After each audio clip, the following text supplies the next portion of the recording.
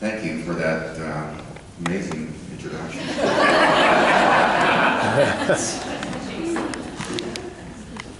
Recovery is possible. In fact, I'd like to challenge our society to start believing recovery should be expected.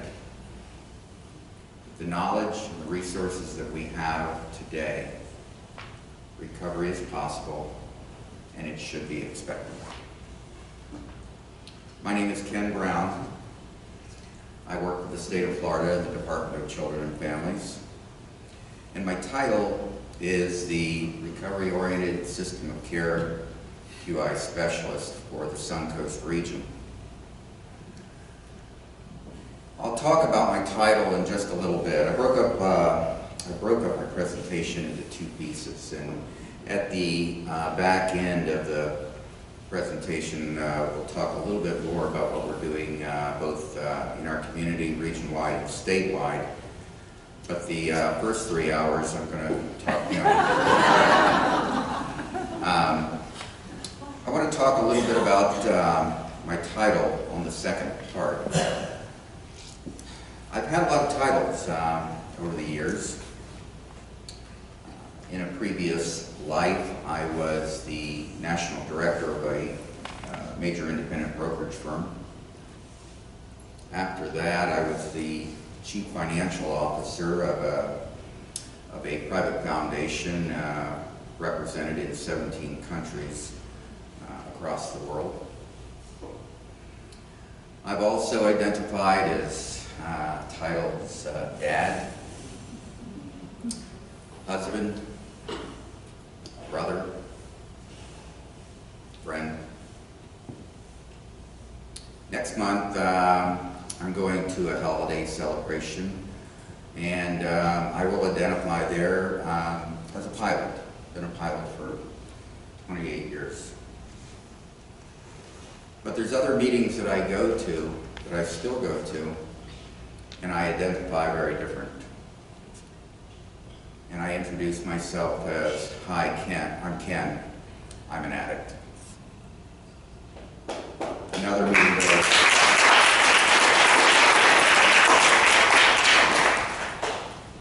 meeting I go to, "Hi, I'm Ken. I'm an alcoholic." And this was not part of my presentation at all, but Ashley, I'm so proud of you. I really am.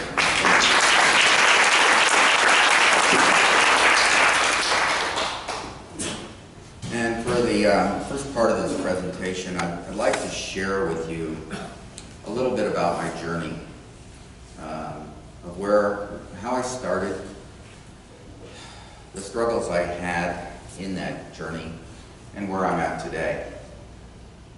And thank you, Debbie, for wherever you went, for allowing me to do this tonight. Thank you. Most of us in recovery remember our clean date.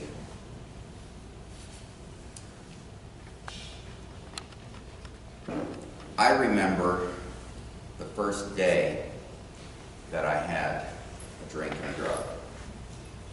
It was November 18th, 1978. I know what you're thinking. It doesn't look that old. A very tragic event happened, and I'm not going to get into the details. I lost somebody very special to me, and she was carrying our unborn child. And I'd been opposed to drugs and alcohol all my life because it ran in my family, and I didn't understand that at the time, but my father was an alcoholic and an addict. And after that night, it seemed to become part of my life, not knowing that it would eventually not be a choice. It was an addiction eventually. It was a learned addiction. And I was actually a very functional alcoholic and addict. During school, when I was in college, I carried a straight 4.0. Unfortunately, that was my blood alcohol level. Sorry.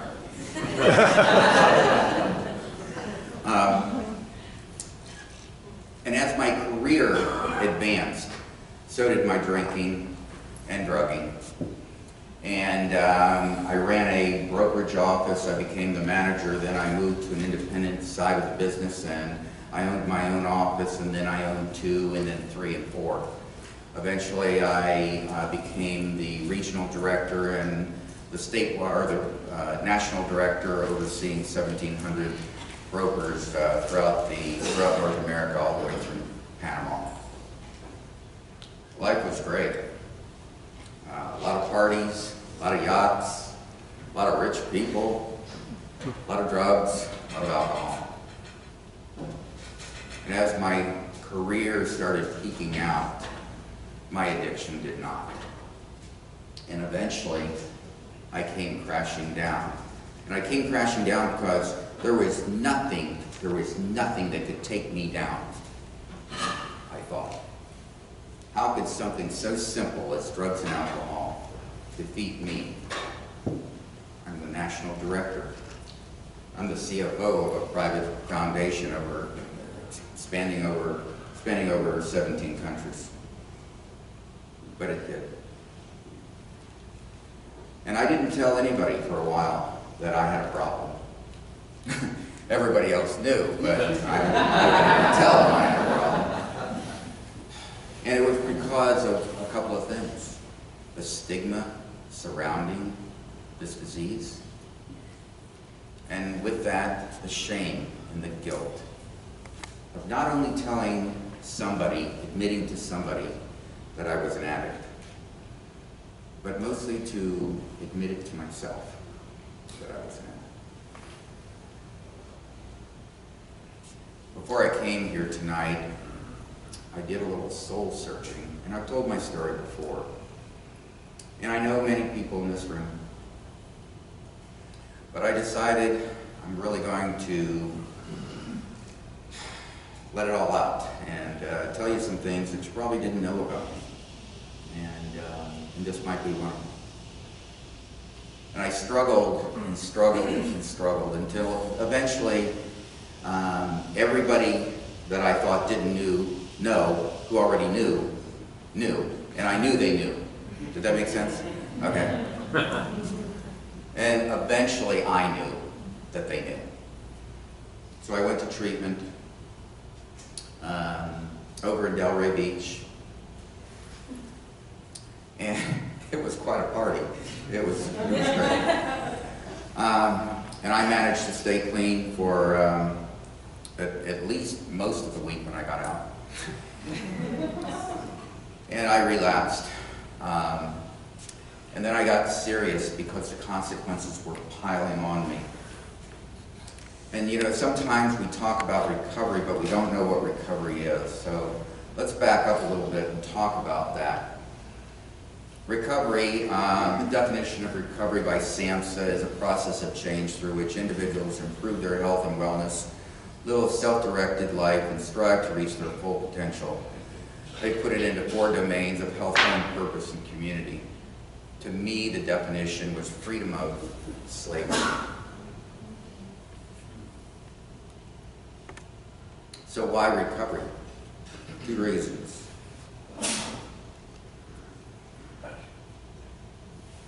Number 1, and you probably can't see that because I can't either.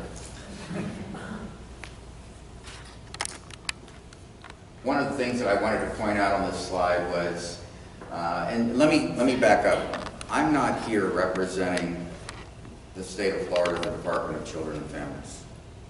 I'm here as a person in recovery that is so overwhelmed by seeing all of this happen. And it continues to give me hope. Hope that others need to be able to get through this disease. Unfortunately, of our state budget, 2 cents of every dollar goes toward treatment and recovery. 2 pennies.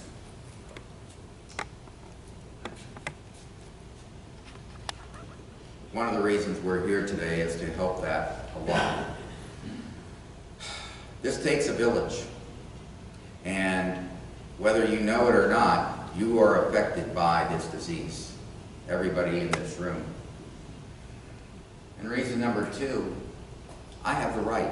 I have the right to get better. I have the right to explore my hopes and dreams. I don't know how many of you have been in a recovery or treatment program in the past, but when did they ever ask you, what are your hopes and dreams? But we are evolving. Things are changing. We're moving in the right direction. I'd like to do a little exercise real quick. There it is. If this makes you feel uncomfortable, please don't do this. You don't have to participate. But I would like to ask anyone in recovery if you would please stand up.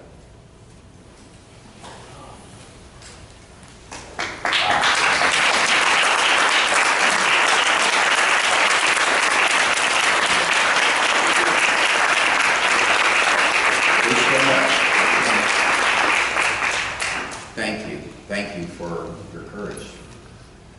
Now I'd like to ask if there's anyone that's been a brother or sister or husband and wife that needs to be or are in recovery. Would you please stand up?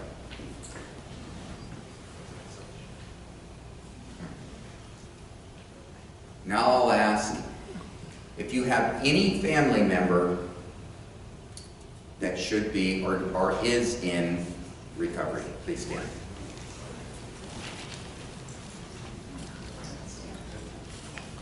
And the last question, if you know of anyone, if it's a neighbor or a friend of a friend or someone that you know, an acquaintance that needs to be or is in recovery, if you would stand up, please.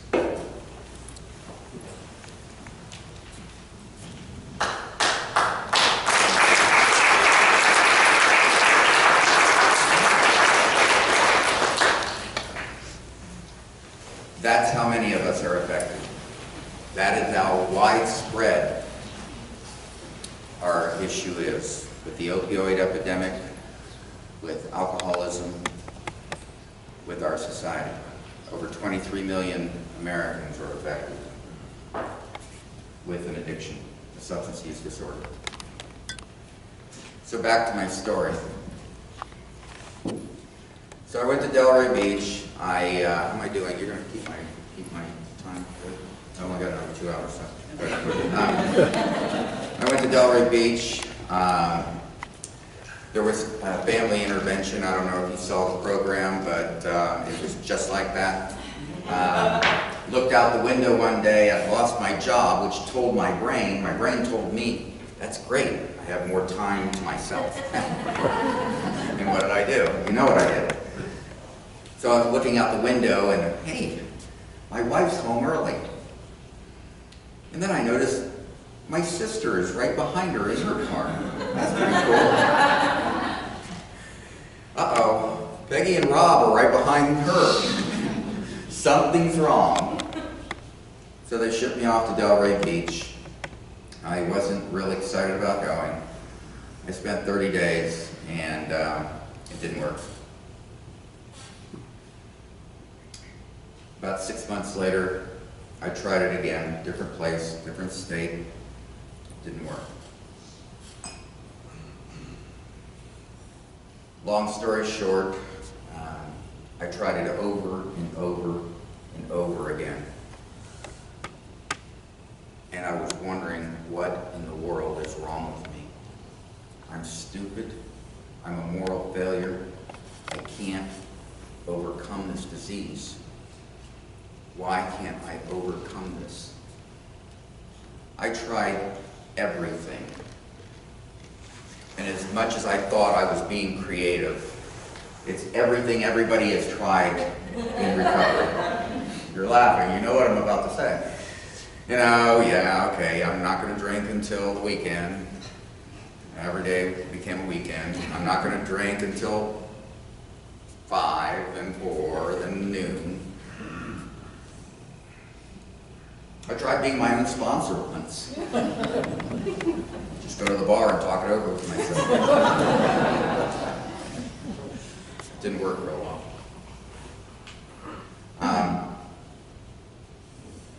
I went to detox 14 times. I remember one time I went to a facility and I knew the admissions people pretty well by then. And a guy by the name of Frank. Hey Ken, I see you're back. Yep, I'm here. He said, why are you back so soon? And I said, well, I thought this was a timeshare facility. I thought it was my week. Throughout my addiction, I tried to keep my sense of humor.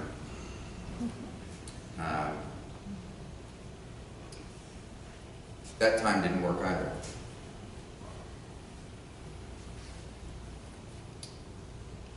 Fast forward again. I had been drinking and drugging very, very heavy. And I woke up, I knew something was wrong. I couldn't walk. I tried to call my mom. No answer. I tried to call my sister. No answer. I tried to call my ex. I hung up real quick.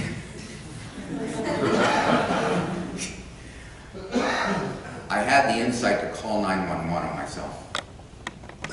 And 911 came to my house. They loaded me up, and before they got me to the ambulance, I had a seizure. Over the next 24 hours, I had 21 seizures. I went into a coma.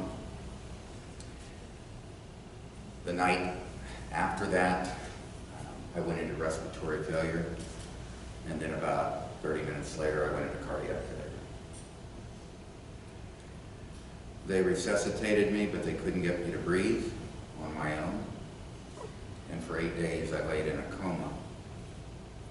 And the doctor went to my mom and my sister, which was pretty much all that was left of anyone in my family that would even speak with me. And they said, you need to make a decision. And they did. And they actually went out and made my arrangements. And somehow, the grace of God, I started breathing on my own in the 11th hour.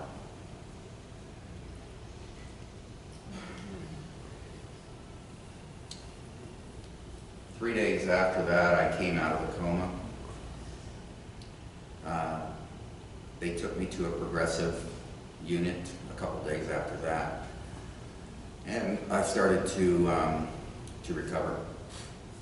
I don't like that picture. I'm going to go somewhere else. My daughter came to me by herself. I have 3 children. My oldest daughter, and she said, listen, I'm here representing all of us. It's Jennifer who came to me. The middle one is Julie. The youngest is my son, Sean. They said, we can't see you do this anymore. You're just killing yourself. And we don't want to be a part of this. We can't watch you kill yourself. She was referring to my grandchildren. She said, my children are young enough, they'll never remember you. So please just stay out of our lives. And she turned and walked to the door, and I said, please wait, honey. I'm done. I've changed. I promise I am done. Without looking back, I heard her say, yeah, right. And just kept on walking. And she walked out of my life forever. The next morning, I was crying my woes to a nurse. She was brand new. Brand new. First day on the unit. And I was telling her about how the world had been so mean to me and horrible. And how many brushes of death I had had. And on her way out the door, she said something to me. She says, you've been through all of that, what does that tell you? She didn't even stop. She just kept right on going. And I thought to myself, what does that tell me? It tells me I have the resiliency to continue to go on. And that one statement gave me hope. The following week, I went to a treatment facility. Oh, it's March on active, by the way. So I got a free ride there. And my whole attitude was different. I focused on my recovery. I learned about the consequences. I learned about behavior. I learned about changing the things that I do. I learned about people, places, and things. I learned about support groups and sponsorship and service work and all these things. And every day, I would call Jennifer and tell her what I'm doing, where I'm at, and every day I got her voicemail. And she just didn't want me in her life anymore. My other two kids say they changed their phone number, so I couldn't call them. I had a feeling I was part of that. Day 30 came, and it was time for discharge. And I called Jen, and I told her I'm discharging, and I'm going to keep working on my recovery every day. I got her voicemail. One of the things that I did when I was in that recovery program, my mom and my sister came and saw me. And I promised them I will be completely transparent. I gave them a key to my house. I told them I would keep changing the locks. And they can come over any day without notice and drug test me. There was a drug test on my counter. And I actually bought a breathalyzer through Walgreens. I wanted them to know that I was sincere about my recovery. So I got out. I went to meetings every day. I had a sponsor. I did step work. For those of you that don't know what that means, step work is in a 12-step program where we learn about ourselves and how we change our values and our lifestyles and how we look at ourselves internally. So I went to groups every day. I had a sponsor. I did my step work. I did service work every day. I stayed clean for months and months. And I felt great about it. One day, my schedule changed, and I couldn't go to my morning group. So I went in the afternoon. Afterwards, I was talking to someone after the meeting. And it was about this time of year where the change, it gets darker a little earlier. I said, I gotta go, I got another crazy day tomorrow. In my confusion that morning, I'd forgotten my phone. I'm opening the door, and I could hear my phone ring. And I promised my mom and my sister that I would not screen my calls, I would answer the calls. I ran into the kitchen.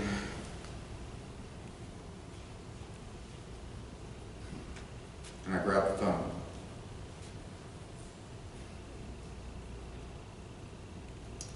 And the voice said, "You didn't call."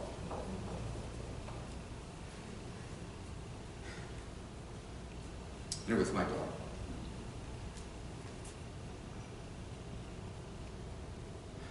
And I asked her, why did she not answer any of my calls? And she said, because I just wanted my daddy back.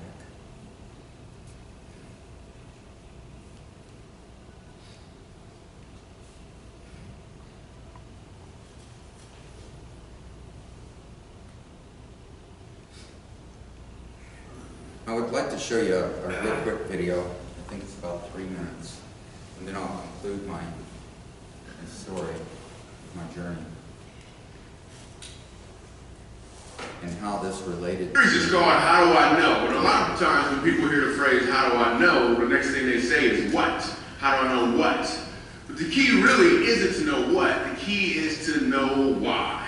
Because when you know your why, you have options on what your what can be. For instance, my why is to inspire people to walk in purpose. My what is stand-up comedy. My what is writing books. My what can be going out with some friends to eat. In fact, another what that has moved me towards my why is a web series that we have out now called Break Time. So every Wednesday at 3 o'clock, you should subscribe to the channel.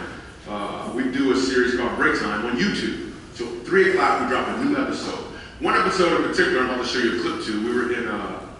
We were in Winston-Salem. So Break Time, this is how it works. I travel the country, I do stand-up comedy, probably an hour and a half at an event. And in the middle of my show, I'll just sit down and start talking to the audience. And funny just happens. Or I'll meet somebody who's really interesting. So I met this one guy, and he said that he teaches music at a school. I was like, all right, you teach music, you know, can you sing? And then I'm just gonna show you a clip. Check it. So you're a musical director? Yes, sir. All right, so let me get a couple bars of like Amazing Grace. Can you do the first part of that? Go ahead. Amazing grace, how sweet the sound that saved a wretch like me. Wow, that bro could sing. You know what I'm saying? All right. Now, once you give me the version, is if your uncle just got out of jail, you got shot in the back when you was a kid. I'm just saying, let me see the hood version real quick. You know what version I'm talking about. Just see if that exists. Let me see what you got. Amazing grace, how sweet the sound that saved a wretch like me.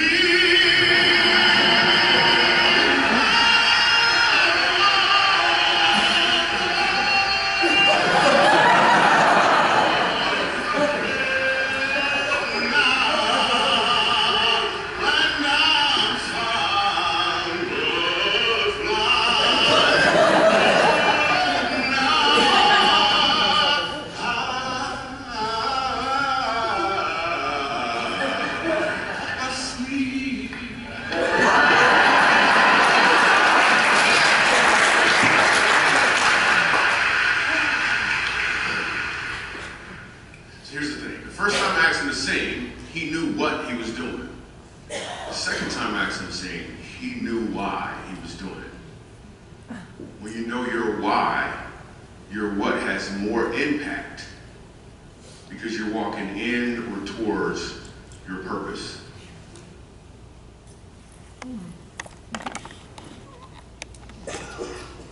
I wanted to share that with you. I thought I was doing everything I needed to do. I thought that was recovery. And all of that, through all of that, I still hadn't gotten it until I heard her voice, my baby's voice. The meetings, the 12-step, the sponsors, the service work, all of that, that wasn't recovery. That wasn't my hopes and dreams. I sure didn't wake up every morning, gosh, I can't wait to go to a meeting. But that was the vehicle that got me to my recovery. My recovery was my life with my children.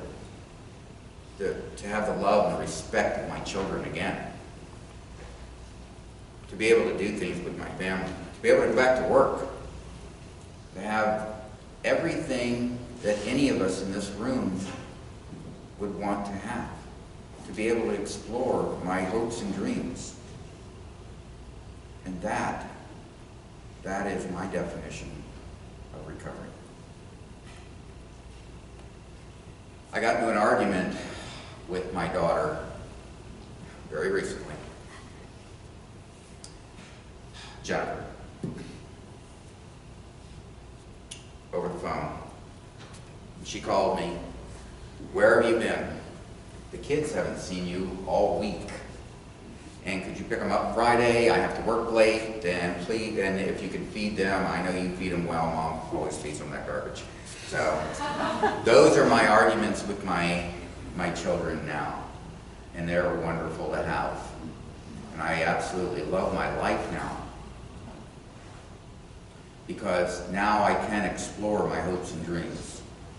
I can look at all my successes, and I can look at all my failures, and I can put it together. I can look at all the consequences of the past and understand I can't go back there. I can realize that there is hope for others just like me. And that hope comes from you to help us through those times where we so desperately need that support. We go to treatment, we get out of there, and then what's next? The whole world. When we were in treatment, we thought the whole world was getting better because we were getting better. Guess what? We got out, day 31, same old world. Same thing. We still have the consequences. We still have the obligations of a mortgage or rent and a way to get to work. We have to find a job again. We've probably gone through a few jobs before then during our active addiction. We've probably burned a few bridges. We have a lot of amends to make. But on top of all those things that were associated with our addiction, we have the normal daily stresses of life. And until we build a foundation of recovery to change our lifestyle, we desperately need support.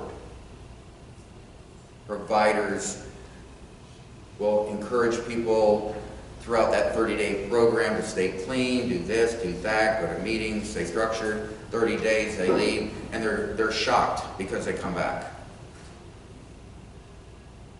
Don't be shocked. They haven't built a foundation outside of that treatment. We have to understand there's a huge difference between treatment and recovery. Recovery doesn't happen in the treatment center. It starts. It's wet concrete. Recovery doesn't happen in jails. Recovery doesn't happen in the courtroom. Recovery happens in our communities, where we live. It happens in our churches, in our jobs, in our families. This is a family disease. It is. And almost every one of us has been affected directly or indirectly by this disease. So going back to that slide that you couldn't read, for every $4 that we spend in recovery, our society will recapture $11. $4 towards health care, $7 towards courts and probation and judicial systems. That doesn't include when that person gets into recovery, they now have a job and they're generating tax revenue.